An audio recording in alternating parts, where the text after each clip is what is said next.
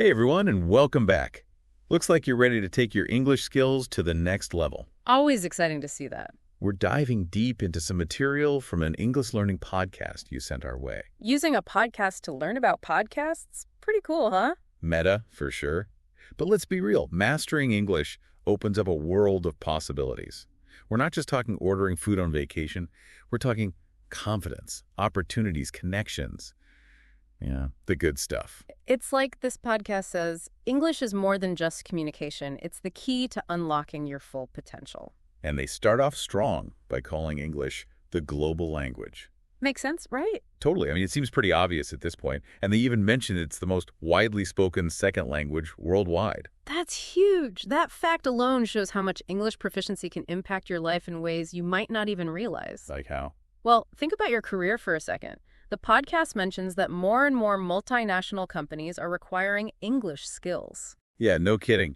I actually read an article recently about how certain industries, tech and finance especially, practically consider English a must-have. Especially for roles involving international collaboration. Exactly. And it goes beyond just getting your foot in the door. English fluency could lead to global teams, even leadership roles. Maybe even relocation opportunities. Absolutely. The possibilities are endless. And it's not just about climbing the corporate ladder. True. This podcast also highlights how much entertainment and knowledge become available to you once you understand English. I never thought about it that way. Think about it. All those books, films, music from all over the world, suddenly they're all accessible to you without needing translations. Now that you mention it, I'd love to be able to watch foreign films without relying on subtitles. To really get the full experience. Exactly. That's definitely a goal to work towards. What about you? What's on your list? So many things. But I think for me, it would be being able to read classic literature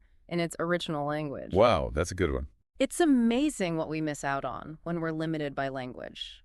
By removing that barrier, you're opening yourself up to a wealth of experiences and perspectives. I couldn't agree more. And you know what else this podcast talked about? How improving your English can boost your confidence. Not just in speaking, but in social and professional situations too, right? And you know what? It makes sense when you think about it. Learning a new language, it's like adding a new tool to your skill set. It definitely gives you a sense of independence and self-reliance. And that can empower you to navigate different situations with more confidence. It's like having a secret weapon. Okay, so this podcast goes on to give some really practical tips for improving your English, broken down by skill, listening, speaking, reading, and writing. Should we take a look? Let's dive in.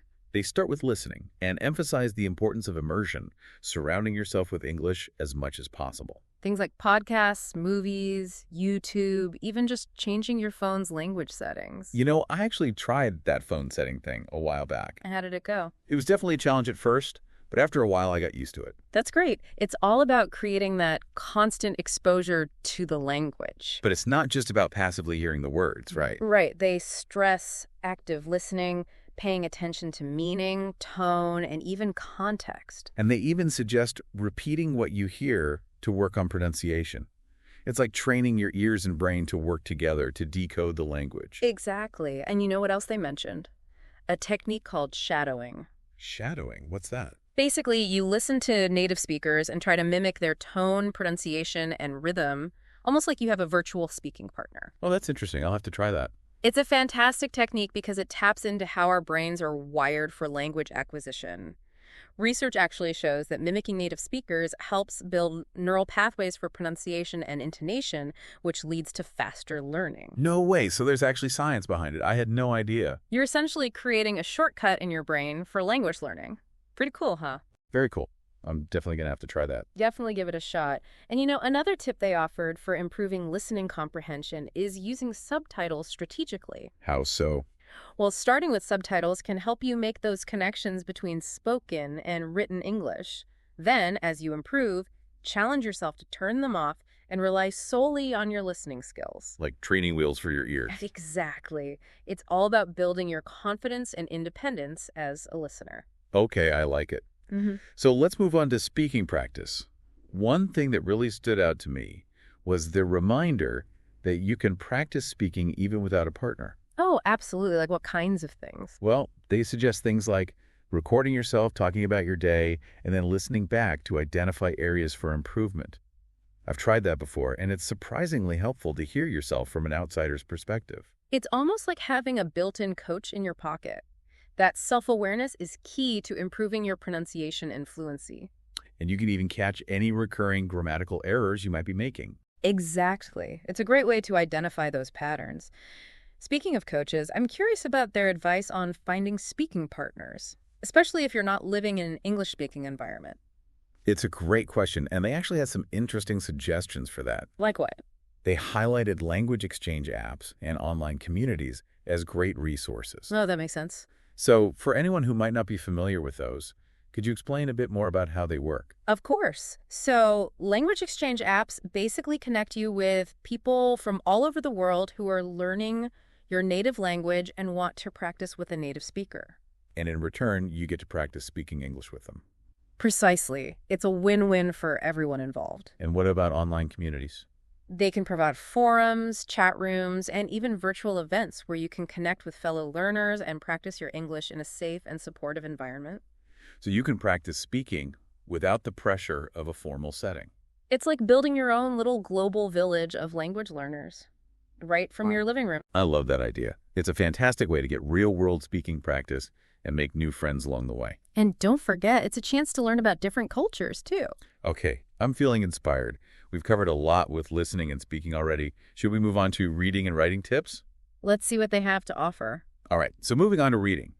The podcast suggests starting with simpler material. Makes sense. Like children's books or graded readers.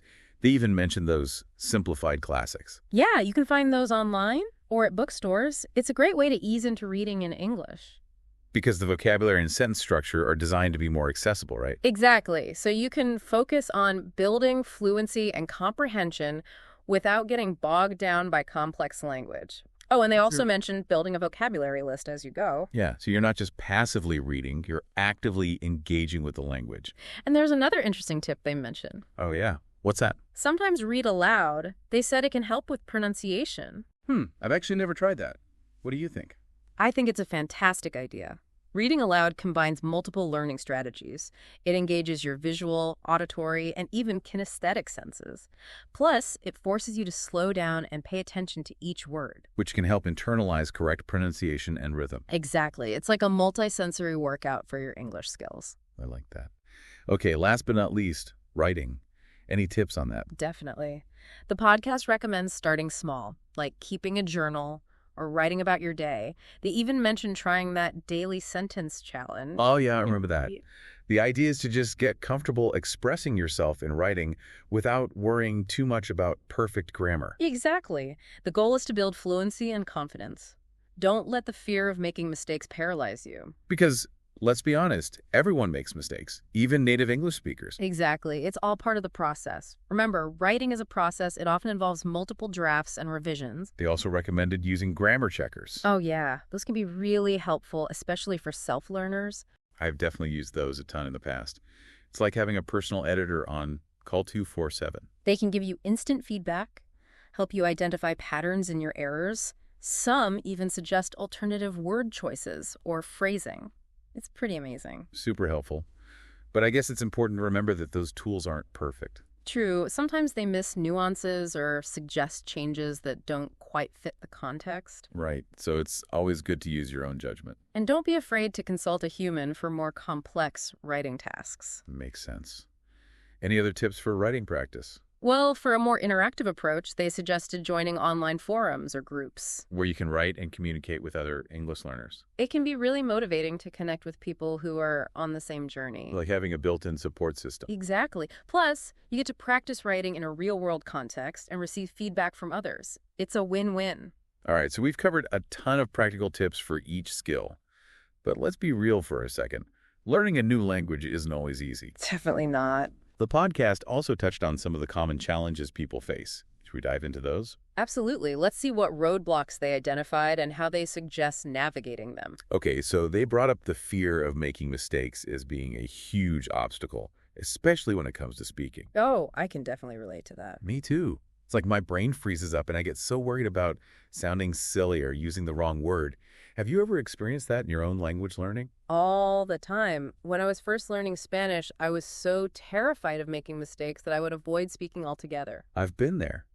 It took me a while to realize that mistakes are an inevitable part of the learning process. I know, right? They're essential, actually. The podcast actually said the same thing. They encouraged listeners to embrace their mistakes as opportunities to learn and grow. Exactly. Each mistake is a chance to adjust and improve. And remember, most people are understanding and supportive when they see someone trying to learn their language. That's a good point. It's easy to forget that everyone makes mistakes. Especially when learning something new, we're often our own worst critics. So true. Another challenge they mentioned was lack of time. Life can get pretty busy. No kidding. It's easy to let language practice slip down on the priority list. For sure. So did they offer any tips for overcoming that hurdle? Absolutely. They suggested incorporating English into your daily routine in small, manageable ways. Oh, I like that. So instead of trying to find big chunks of time, it's about making the most of those little pockets throughout the day. Exactly. Think about things you already do, like your commute, your lunch break, even just winding down in the evening. You can find ways to squeeze in some English practice. For example, Well, you could listen to podcasts or audiobooks during your commute. we do that already. You could practice writing your shopping list in English. Or even just switch your phone's language settings like we talked about earlier. You know, it's funny because those small things might not seem like much. But what's fascinating is that they can really add up over time. It's like exercising a muscle. The more you use it, the stronger it gets. I love that analogy. Okay, I'm feeling inspired to revamp my study routine. Anything else they highlighted before we move on? Yes, actually. They talked about the challenge of staying motivated when progress feels slow. I've definitely been there. It's easy to get discouraged when you don't see immediate results. It can be really frustrating. So what do they suggest? They emphasize the importance of setting realistic goals and celebrating small wins along the way. That's so important. If I try to do too much too soon, I just get overwhelmed and burn out. But if you break things down into smaller, manageable steps, it feels less daunting and you're more likely to stay motivated. Definitely. I also find it helpful to remind myself why I started learning English in the first place. Connecting back to that initial spark. Exactly. Whether it's for travel, work, personal growth, or just the sheer joy of learning something new, remembering that initial motivation can be incredibly powerful, especially when you're feeling stuck. Absolutely. That intrinsic motivation is what helps you push through those challenges and stay committed to the journey. Well said. Okay, I'm feeling energized and ready to tackle my English learning goals. We've covered the why of learning English, practical tips for each skill, and strategies for overcoming common challenges. What are your final takeaways from this deep dive? I think the biggest takeaway for me is that learning English is more than just memorizing vocabulary and grammar rules. It's about so much more than that. It's about broadening your horizons, connecting with new people and ideas, and unlocking possibilities you never thought possible. Beautifully said. And the best part is that it's a journey, an ongoing journey of discovery. With something new to learn every step of the way. So for everyone listening, think about this. What is one specific area of English you're most motivated to improve? Is it feeling more confident speaking in social situations? Understanding movies without subtitles? Writing an email that stands out? Whatever it is, hold on to that motivation. Let it fuel your efforts and remind you why you started learning English in the first place. Because learning a new language is a gift you give to yourself. It's an investment in your personal and professional growth, and the rewards are truly immeasurable. Well, on that note, I think we've covered a lot of ground today. Until next time, keep diving. And remember, the world of English is waiting to be explored.